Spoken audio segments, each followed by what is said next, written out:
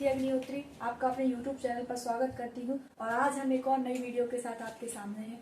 आज हम कक्षा 9वीं के IMP प्रश्न जो सीधे सीधे परीक्षा में आते हैं, या यूँ कहें कि इस तरीके के प्रश्न परीक्षा में आने की संभावना पूर्ण रूप से होती है, तो उन पर चर्चा करने की कोशिश करेंगे। और इस अध्याय का संख्या पद्धति नंबर सिस्टम का हमने इंट्रोडक्शन भूमिका कल अपने एक वीडियो में समझाई थी। अगर जिन्होंने पहले वो वीडियो नहीं देखा है तो उसकी लिंक डिस्क्रिप्शन बॉक्स में दे रहे हैं, तो पहले आप वो वीडियो देखिए, उसके बाद ये वीडियो देखिए। इसके पहले एक चीज और आपको क्लियर कर दें, कुछ लोगों के कमेंट आ रहे हैं क्वालिटी, हैंड राइटिंग, तो इनको इम्प्रूव किया जाएगा धीरे धीरे। और हैंड राइटिंग का तो आपको थोड़ा सा एडजस्ट करना पड़ेगा, क्योंकि मेरी हैंड राइटिंग थोड़ा सा पहले से ही वीक है। ठीक है, तो आज हम शुरू करते हैं। लेकिन आपसे एक बात जरूर बोलती हूँ कि जितना हो सकेगा आपको पढ़ाने की, आपको आगे बढ़ाने की कोशिश में रहूंगी। 100 में से 100 नंबर लाने की पूरी कोशिश करेंगे हम, है ना। हैंड राइटिंग से कुछ नहीं होता है, जो चीज है वो पेपर में क्लियर होनी चाहिए आपको। चलिए तो शुरू करते हैं। आज हम एक ऐसा प्रश्न जो कि आपकी परीक्षा की दृष्टि से बहुत ही इम्पोर्टेंट है, परिमेय संख्याओं के बारे में अपन ने कल चर्चा की थी। तो परिमेय संख्याएं, किन्हीं भी दो संख्याओं को आपको दिया जाता है और आपसे कहा जाता है कि उनके बीच की 5, 6, 7 जितनी भी परिमेय संख्याएं बोली जाती हैं, तो उनको निकालने की विधि, मेथड क्या होती है। तो जैसा कि आपको पता ही होगा, फिर भी बता देते हैं कि हम इन संख्याओं को, परिमेय संख्याओं को दो विधि से निकाल सकते हैं। पहली विधि R/S वाली मेथड होती है, यानी कि जो दी हुई संख्याएं हैं उनको जोड़कर 2 का भाग दिया जाता है। इसको हम R/S वाली विधि बोलते हैं। तो हम पहले आपको इस विधि से पूरे प्रश्न को हल करना सिखाएंगे, इसके बाद हम दूसरी विधि पर चर्चा करेंगे। तो जैसे कि प्रश्न आपको दिख रहा होगा कि 1 व 2 के बीच 5 परिमेय संख्याएं बताइए। तो सबसे पहले हम देखेंगे कि हमें संख्याएं किसके बीच निकालनी है, 1 और 2 के बीच। कितनी निकालनी है, 5 परिमेय संख्याएं बतानी है। तो हम क्या लिखेंगे, R व S वाली विधि से। तो सबसे पहले हम देखेंगे कि R का मान हमारे लिए क्या है, 1 है, और S का मान क्या है, 2 है। तो हम क्या करेंगे, 1/2/2। तो क्या हो गया ये, हम इस प्रश्न को R/S/2 वाली विधि से हल करेंगे, R+S/2। ठीक है, तो हम क्या करेंगे, 1/2/2, तो इसका मान क्या हो जाएगा, 3/2, 3/2, जो कि हमारी पहली संख्या यहाँ पर आ चुकी है। इसके बाद अब हम आगे बढ़ेंगे, तो जो संख्या हमने निकाली है, हमारी पहली संख्या क्या आई, 3/2, 3/2। तो इसमें अब हम दूसरी संख्याओं को जोड़कर आगे की और संख्याएं निकालेंगे। जैसे हमारी पहली संख्या क्या आ गई, 3/2, तो हमने क्या किया, 3/2 धन 1, जो ये संख्या पहले लिखी हुई है, धन 1, फिर क्या लिखना है, /2। तो इस तरीके से हम संख्याओं को लिखेंगे। तो यहाँ पर क्या होगा, LCM 2 आएगा और ये ऊपर बन जाएगा 5/2, और इसके बटे में 2 है, तो क्या हो जाएगा, ये 5/4। ये हमारी दूसरी संख्या हो जाएगी। इसी तरीके से हम आगे संख्याएं निकालेंगे, 3/2 धन 2। अब हम पहले 1 जोड़ा था, अब 2 जोड़ेंगे, क्या हो जाएगा, 3 धन 4/2, 7/4। ये हमारी तीसरी संख्या हो जाएगी। अब हम चौथी संख्या की तरफ चलते हैं। तो 7/4 जो हमारी संख्या आई हुई है, 7/4 धन 3/2। हमें क्या करना है, सिर्फ इतना करना है कि संख्याओं को आपस में जोड़ना है। जैसे कि सबसे पहले हमें जो संख्या दी हुई है, हम उन दोनों को आपस में जोड़ के 2 का भाग देंगे, तो हमारी पहली संख्या निकल आएगी। इसके बाद जब जो पहली संख्या निकल रही है, उस पहली संख्या में जो हमें इसमें पहली संख्या और दी हुई है, जैसे लिखा है ना कि 1 और 2 के बीच की संख्याएं निकालिए, तो हम क्या करेंगे, जो 3/2 हमने निकाला है, उसमें पहले हम 1 जोड़ेंगे, जिससे क्या होगा, और फिर 2 का भाग देंगे, जिससे हमें एक दूसरी संख्या मिल जाएगी। फिर 3/2 धन दूसरी संख्या, जो कि यहाँ पर हमें जिनके बीच निकालना है, फिर उसको लिखेंगे और /2, 2 का भाग देंगे, तो तीसरी संख्या मिल जाएगी। अब आगे चौथी संख्या चाहिए, तो उसी तरीके से प्रोसेस है कि संख्या को लिखें, फिर इनके बीच की संख्या 3/2 को जोड़े, और ये हमारी अगली संख्या बन गई 13/8। ऐसे ही सेम आगे प्रोसेस करेंगे कि 7/4 धन 2। अब हम 7/4 और 2 के बीच निकालें, आप चाहे तो किसी के बीच भी निकाल सकते हैं, हमें 5 संख्याएं चाहिए है।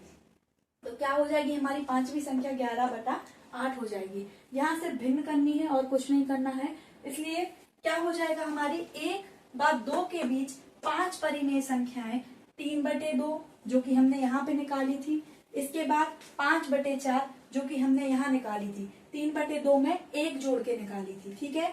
उसके बाद तीसरी संख्या 7/4 जो कि हमने 3/2 में 2 को जोड़कर 2 का भाग दिया था। इसके बाद हम आगे बढ़ते हैं, चौथी संख्या जो हम निकालेंगे। अब हमारे पास चूंकि तीसरी संख्या 7/4 आ गई है तो हमने 7/4 लिखा, और हमने जो पहली संख्या निकाली थी 3/2, हमने उन दोनों को आपस में जोड़ा और 2 से उसको डिवाइड कर दिया, तो हमारे पास चौथी संख्या आ गई 13/8।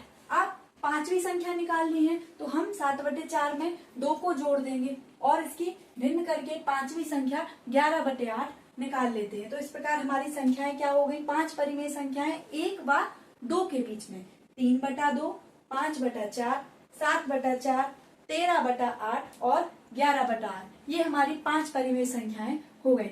अगर आगे और परिमेय संख्याएं पूछता 1 और 2 के बीच 6 परिमेय संख्याएं निकालिए, तो कोई वो नहीं थी दिक्कत इसमें। जैसे कि अभी हमने 7/4 में 3/2 जोड़ा, हम पहले 1 जोड़ लेते, फिर 3/2 जोड़ते, फिर 2 जोड़ते, फिर जैसे कि एक संख्या हमारे पास आई थी 5/4, अगर और ज्यादा संख्याएं पूछता तो फिर इस 5/4 में हम 3/2 जोड़ते, 1 जोड़ते, 2 जोड़ते। कहने का मतलब है कि जो जिन संख्याओं के बीच में हमें संख्या निकालनी है, आप पहले एक संख्या निकालिए, फिर जो संख्या आ गई है उसको उन दोनों संख्याओं के साथ जोड़िए, फिर आगे बढ़िए, ऐसे ही प्रोसेस करते जाइए और जितनी संख्याएं आपसे पूछी जाएंगी आप निकाल सकते हैं। चलिए अब हम इसकी दूसरी मेथड पर चलते हैं। ये हमारी पहली विधि हो चुकी है, अब हम इसकी दूसरी विधि करेंगे।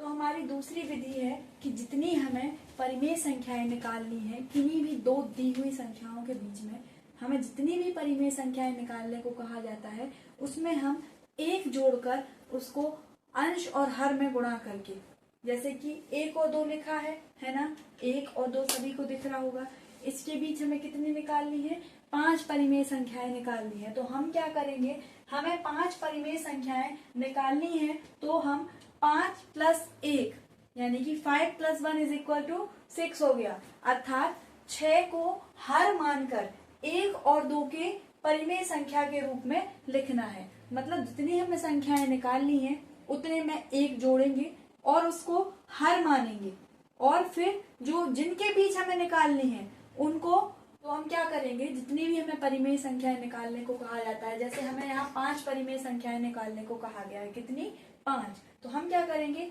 5 में 1 जोड़ेंगे। हम क्या करेंगे, परिमेय संख्याएं 5 निकालने को कहा गया है, तो 5 में हम 1 जोड़ेंगे, 1 जोड़ने पर वो बन जाएगा 6, फिर 6 को हर मानकर 1 और 2 के परिमेय संख्या के रूप में लिखेंगे।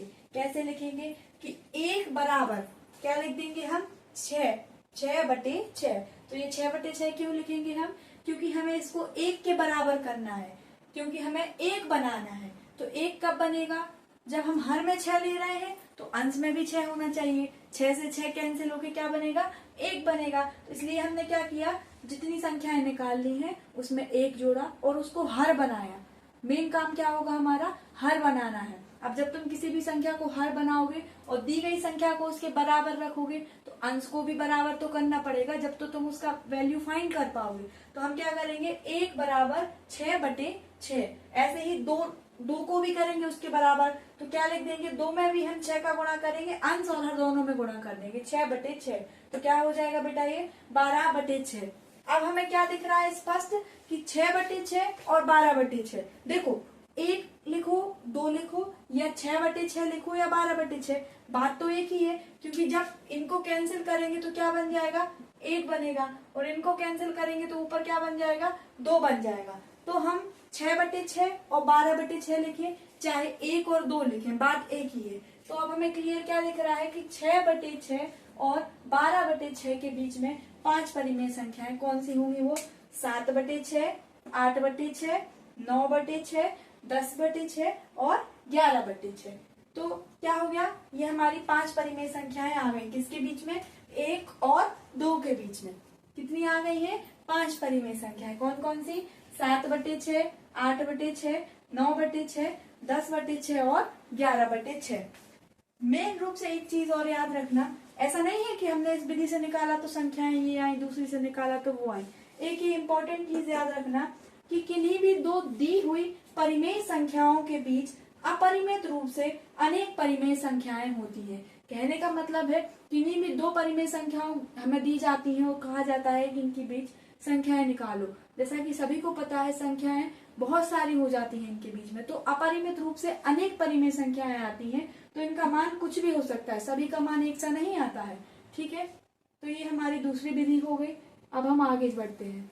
चलिए अब हम अगला प्रश्न देखते हैं। एक इसी तरीके का प्रश्न और देख लेते हैं कि 3 और 4 के बीच 6 परिमेय संख्याएं बताइए।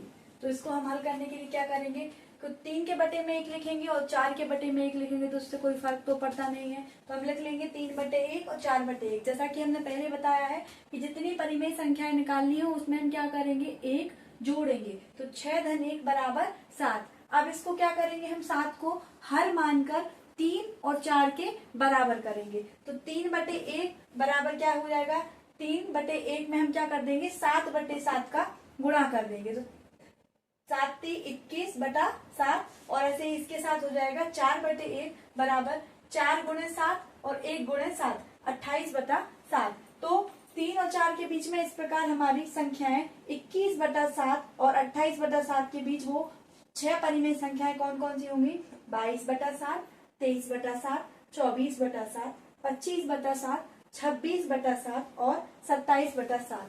तो ये हमारी 6 परिमेय संख्याएं हो गई किसके बीच में, 3 और 4 के बीच में। चलिए, तो ये हमारी सेकेंड मेथड थी, इससे हमने 2 प्रश्न हल किए हैं। ये विधि हमारी 6 परिमेय संख्याएं निकालने के लिए थी। इसी प्रकार से आप और भी परिमेय संख्याएं निकाल सकते हैं। अब हम अगले पैटर्न का क्वेश्चन देखते हैं कि इस अध्याय से और किस तरीके के पैटर्न के क्वेश्चन आ सकते हैं। चलिए अब हम आगे बढ़ते हैं। अगला प्रश्न आपका आ सकता है दशमलव प्रसार से। दशमलव प्रसार का मतलब होता है कि संख्याओं का भाग देकर ये बताना कि वो किस तरीके के भागफल में आते हैं, यानी कि वो शांत हैं या अशांत हैं। तो दशमलव प्रसार जो होता है वो हमारा 2 तरीके का होता है, एक तो शांत दशमलव, दूसरा हमारा होता है अशांत दशमलव। शांत दशमलव को हम कहते हैं टर्मिनेटिंग और इसको अशांत दशमलव को कहते हैं हम नॉन टर्मिनेटिंग। तो जैसे कि हमें ये दिख रहा है कि 1/2 लिखा हुआ है ना। जब हम 2 से भाग करेंगे तो इसको आएगा 0.5। 0.5 यानी कि इसका शेषफल हो गया 0, इसलिए ये क्या होगा, शांत दशमलव होगा। अशांत दशमलव का उदाहरण देखते हैं 1/3। जब हम इससे 3 से भाग करेंगे तो इसका भागफल जो हमें मिलेगा वो मिलेगा 0.333 और ऐसा चलता जाएगा। तो हम इसको क्या लिख सकते हैं, सभी को पता है कि कोई भी चीज बार बार रिपीट होती है तो उसको बार बार लिखने से अच्छा क्या होता है, हम उसके ऊपर बार लगा देते हैं। तो जैसे यहाँ पर 3 3 3 बहुत बार रिपीट हो रहा है तो हम इस डिजिट के ऊपर क्या करेंगे, बार लगा देंगे। तो हम इसको क्या लिख देंगे, 0.3 बार। ठीक है, अब हम एक इस तरीके का प्रश्न देखते हैं कि ये किस तरीके का प्रश्न है, शांत दशमलव का है या अशांत दशमलव का है, टर्मिनेटिंग है या नॉन टर्मिनेटिंग है। तो प्रश्न लिखा है कि 10/3 का दशमलव प्रसार करें। तो सभी ने जैसा कि जानकारी सभी को है कि शेषफल प्रमेयिका कहती है भाज्य बराबर भाजक गुणे भागफल धन शेषफल। इसी तरीके से भाग की क्रिया आगे होती है। तो चलिए हम 10/3 का भाग करते हैं। तो क्या करते हैं, हम भाजक को क्या करेंगे, जिससे हमें भाग देना है उसको हम बाहर लिखते हैं और जिसमें भाग करना है उसको हम अंदर लिखेंगे। अब यहाँ से भाग देना चालू कर देंगे। 3 तिरका 9 होगा यहाँ पे, फिर शेषफल क्या बचेगा हमारा, 1 बचेगा। अब यहाँ पर आगे कोई संख्या नहीं है इसलिए हम दशमलव लेते हैं। फिर 3 तिरका 9 होगा, फिर शेषफल 1 बचेगा, फिर 9 होगा, फिर शेषफल 1 बचेगा। इस तरीके से ये क्या होता है, 3 3 3 3.333 आगे बढ़ता जाता है ना। और इसके शेषफल क्या बच रहा है, यहाँ पे 1 बचा, फिर 1 बचा, फिर 1 बचा, फिर 1 बचा, ऐसे ही आगे शेषफल बचता जाएगा। और भाजक क्या आ जाएगा इसका, 3 होगा भाजक, जिससे हम भाग दे रहे हैं उसको हम भाजक कहते हैं। इस प्रकार हम देखेंगे कि 10/3 किस तरीके का हो गया हमारा, अशांत दशमलव हो गया है ना।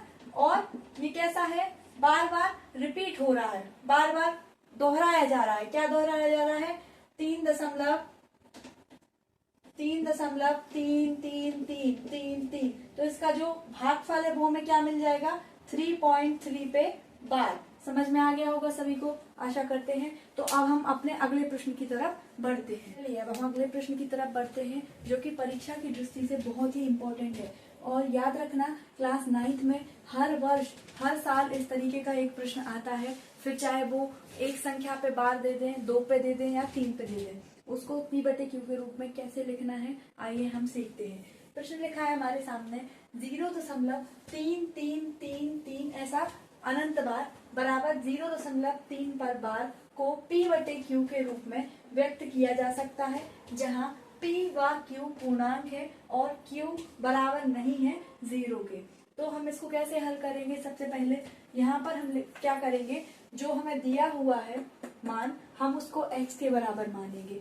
फिर हम ये देखेंगे कि बार कितनी संख्या पर है, ठीक है। फिर जितनी संख्या पर बार लगा हुआ है दोनों पक्षों में हम उतने, जैसे कि एक संख्या पर बार है तो हम 10 से गुणा करेंगे, 2 संख्या पे बार है तो 100 से गुणा करेंगे, 3 संख्या पे बार दिखाया गया है तो हम 1000 से गुणा करेंगे, ठीक है। तो जैसा कि यहाँ लिखा है 0.3333 ऐसा कई बार, यानी कि 0.3 पर बार। तो हमने लिखा माना कि x बराबर 0.3 पर बार। इसको हम कैसे लिख सकते हैं? x बराबर 0.333 लिख सकते हैं। अब हम क्या करेंगे, दोनों पक्षों में 10 से गुणा करने पर, 10 से गुणा क्यों करेंगे बेटा हम? क्योंकि 3 पर ही बार है सिर्फ। जैसे कि किसी दूसरी संख्या पर बार होता 2 7 या 2 6, इन दोनों पे बार होता, यानी कि ये संख्याएं बार बार रिपीट होती तो हम इन पे 100 से गुणा करते, ठीक है। लेकिन यहाँ पर सिर्फ ये 3 पर बार है, इसलिए हम 10 से गुणा करेंगे।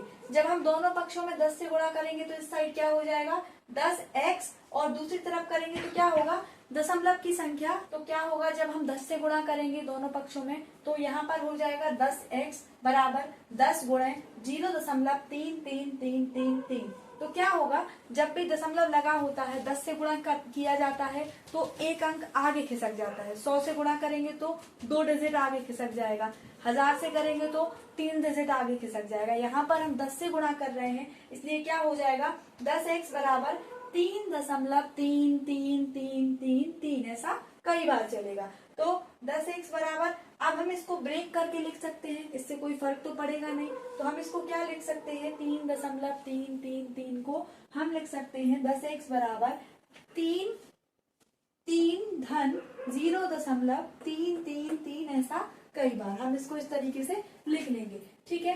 अब चूंकि हमने क्या माना हुआ है, हमें दिया गया है, ये चीज दी गई है 0.333 किसके बराबर है, 0.3 पर बार के बराबर है। तो हम क्या करेंगे 10x बराबर जो 3 धन 0.33 लिखा है उसकी जगह पे हम क्या लिख लेंगे 3 धन 0.3 पर बार, ठीक है। यहाँ तक सभी को समझ में आया होगा। चलिए आगे बढ़ते हैं।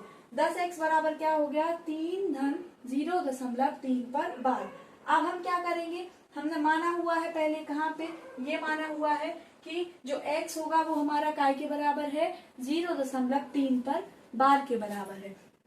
तो हम देखेंगे कि 0.3 पर बार के बराबर x है, तो 10x बराबर क्या हो जाएगा 3 धन 0.3 के पर बार की जगह पे हम क्या लिखेंगे x लिखेंगे, ठीक है। 10x बराबर क्या हो जाएगा इक्वेशन 3 धन x। अब हम क्या करेंगे x को एक साइड ले जाएंगे, एक साइड यानी कि पक्षांतर कर देंगे, तो क्या हो जाएगा 10x माइनस x। यहाँ पर x धन का है, दूसरी तरफ आता है बराबर की, तो काय का हो जाएगा ऋण का हो जाएगा। तो 10x ऋण x बराबर दूसरी तरफ क्या बच रहा है 3 बच रहा है, तो ये 3 लिख दिया हमने। तो 10x में से एक x जाएगा तो कितने बचेंगे 9x बचेंगे, 9x बराबर 3। अब ये x इसके गुणा में क्या है 9 है, ठीक है। तो दूसरी तरफ जाएगा तो बटे में चला जाएगा, तो x बराबर क्या हो जाएगा 3/9। इसको हम भाग कर देंगे तो x बराबर क्या आ जाएगा 1/3। ये हमारा क्या हो गया बेटा P/Q का फॉर्म हो गया। और हम जैसा कि देख पा रहे हैं कि Q बराबर नहीं है 0 के, हमारा Q क्या है 3 है। तो क्या हो गया 0.333, इसको हम P/Q के रूप में लिखेंगे तो क्या आ जाएगा आंसर 1/3 आ जाएगा। और इसमें Q भी क्या है 0 के बराबर नहीं हुए। तो इस तरीके के प्रश्न को हम इस तरीके से हल करते हैं। यदि इस पे 2 संख्याओं पे बार है, 3 संख्याओं पे बार है, तो हम इसको कैसे करते हैं 100 से गुणा करेंगे, 1000 से गुणा करेंगे। इस तरीके से प्रश्न को हल किया जा सकता है और ये परीक्षा की दृष्टि से बहुत ही महत्वपूर्ण प्रश्न है, ठीक है। तो आज की क्लास को हम यहीं विश्राम देते हैं, आगे की चर्चा हम अगली वीडियो में करेंगे। बहुत बहुत धन्यवाद।